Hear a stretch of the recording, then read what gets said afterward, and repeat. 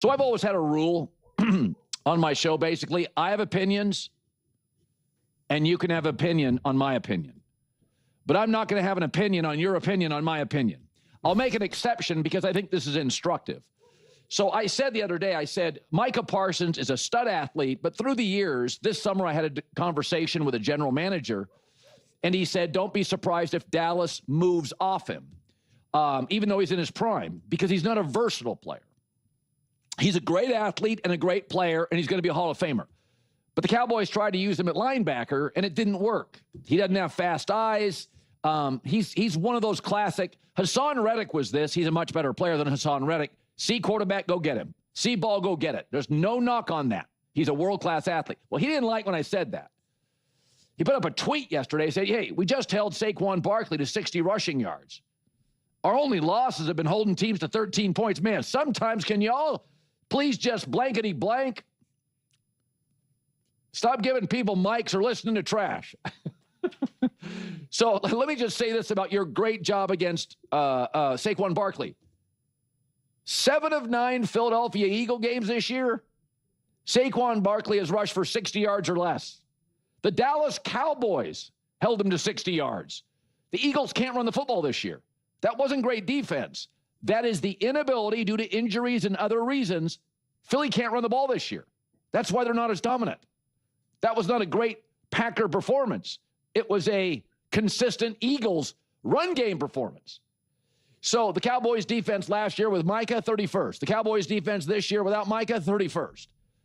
And again, but the argument here isn't about who's right, me or Micah. This is instructive. There are certain players in the NFL, very, very infrequent professional athletes that do a bunch of stuff well. Wemby, ball handle, hit a three, block a shot, post move. Jokic can do everything. Best passer on the Nuggets. Best post guy on the Nuggets. Best rebounder mostly on the Nuggets. Best shooter at times on the Nuggets. That is rare. Ohtani can do everything. Most baseball players, the great ones, are Freddie Freeman. Man, can he hit. Ohtani can do everything. Jokic and Wemby are versatile. Luka's a great scorer. Carmelo Anthony was a great scorer. He wasn't a great playmaker, a great defender, a great rebounder. Melo and Luka are great scorers. And that, for great players, even great players, that's it. Christian McCaffrey's a versatile player. Bijan Robinson's a versatile player. Adrian Peterson was just a great running back. Micah is essentially Tyreek Hill. For the record, both traded in their prime. Tyreek Hill's never been a great blocker. He doesn't run great routes, but he'll probably make the Hall of Fame because, man, he is great with a deep ball. But Andy Reid moved off him. Yes, Andy Reid moved off him. And I get it, because building teams are hard. But let's be serious here. Patrick Mahomes would benefit from Tyreek Hill. Let's be very, very, very clear about that. Andy Reid's life would be made a lot easier. Okay. Also, don't confuse Andy's greatness and the defense greatness and Spag's greatness and in Mahomes' greatness with moving on from Tyreek Hill. They don't need him. That's, there are also exceptions to the rule. You're talking about one of the greatest coach-quarterback duos in the history of the universe. Okay, so let's chill out there. Okay? Let's, come on. What are we doing here? When did they have their best offense? 2018, 2019, 2020, 2021. They had a great offense in 22. There was a lot of dink and dunk who Nick Wright himself admitted to. They had the shortest average depth of target and the maximal yards after catch. Masterclass Andy Reid and Mahomes. And Mahomes? But that's not the reference point you use. Okay, and now listen. I agree holding Saquon to 60 or less yards is not this big grand statement that Micah tried to say it was. Because that's the Eagles have struggled with that. Their whole O-line is a mess. Lane Johnson was in and out of this game. They've struggled to run the game. And also, you held him to 60-yard rushing, but he had nearly 100 yards of offense or so. I think probably even more than 100. Because if you had 60 rushing, and then you had that big run that he had, the big, the spin move, which ended up being, a reception. But the reality is this Packers defense has been elite. It has been great. It has been special. And Colin downplaying this defensive impact on the Eagles game as a whole. Again, I agree that they don't deserve, all the credit in the world for slowing down that run. game, because that has been consistent. But they played defense. Their defense was awesome against the Philadelphia Eagles. I watched that whole game. We live streamed it. My biggest takeaway that I just kept repeating again and again and again, and I was not saying this as like a tongue-in-cheek, like how Nick says it, of like, oh, the Chiefs, every team against the Chiefs, it's their Super Bowl. The Packers were treating this as if it was their Super Bowl. Especially defensively, the intensity was through the roof. It literally jumped out of the screen. It was giving me anxiety. I had angst about it because I was just like, does this game have implications that I'm unaware of? I'm like, this is intense right now. I was like, oh my gosh. And they deserve a ton of credit for that. A ton of credit for that intensity and execution. They played great.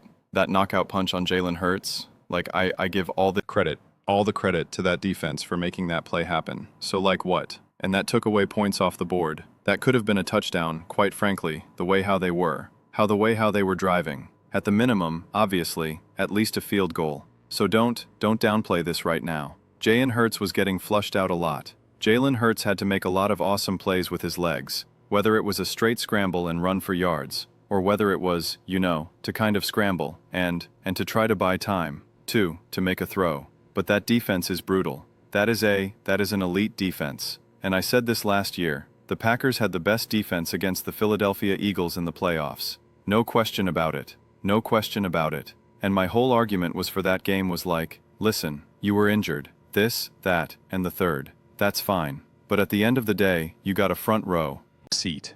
This has been my consistent take for months. Immediately after that game. And as the games and as the weeks and months have unfolded, it was like the Eagles won that game because Jalen Hurts in that moment was an elite game manager. And that's what it takes sometimes. And we saw Jordan Love's inability to manage that game, forcing some throws, having some turnovers, and it was just like, that's you got a front row seat of how you can win a Super Bowl, and how, even throughout the course of the playoffs, 1 minute you're going to need to be a game changer, which he was in the Super Bowl, which he was in the NFC Championship game. But against the Green Bay Packers, you just need to make the right plays, just need to take care of the ball, just need to be smart. And that was because of how elite that defense was for the Green Bay Packers. It was strictly because of the defense from that Green Bay Packers. I did the whole clip show because everybody after that game was like, what's wrong with the Eagles? What's wrong with Jalen Hurts? And then it was a Dan Orlovsky clip. We were looking at all the film and it was just like, no one's open. And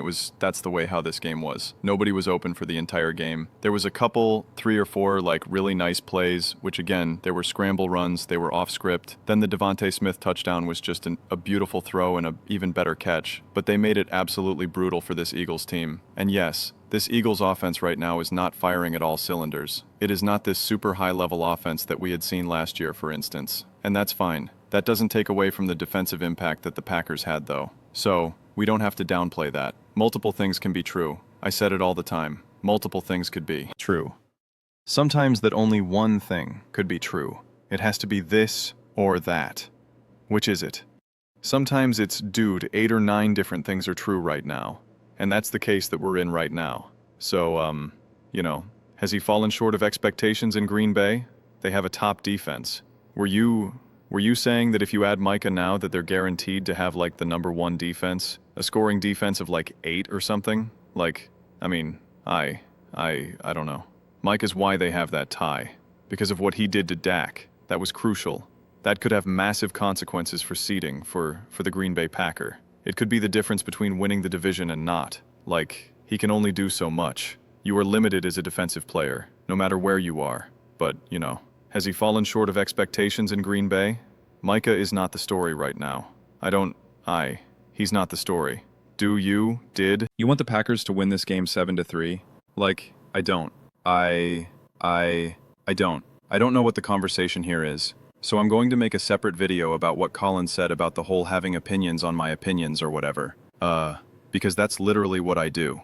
In terms of, not only do I have opinions of his opinions, but she says it's okay. So I appreciate that, Colin. Thanks for giving me the green light. But also the fact that he says he doesn't have opinions on his opinions. And I do. I have opinions of people's opinions on my opinions. That's like a foundational component of all of this. That's the interaction. So whether you agree with me or disagree with me, put it in the comments. And I'm there. I'm there to discuss it. I get after it. So let me know your thoughts in the comments below, as I do read every single comment. So please do, comment. Whether you agree with me or disagree. With me. Either way, let's get in some discussions. Let's get in some fights, but ultimately, let's just have some fun. And please do consider subscribing. We are building an amazing community here, and absolutely love to see you part of it. I want to build something that we all generally feel connected to, something that we're really excited to be part of. I think we're well on our way to doing it. Please don't forget to give this video a thumbs up, as it really does help with the visibility and the algorithm. Thank you so much. See you next time.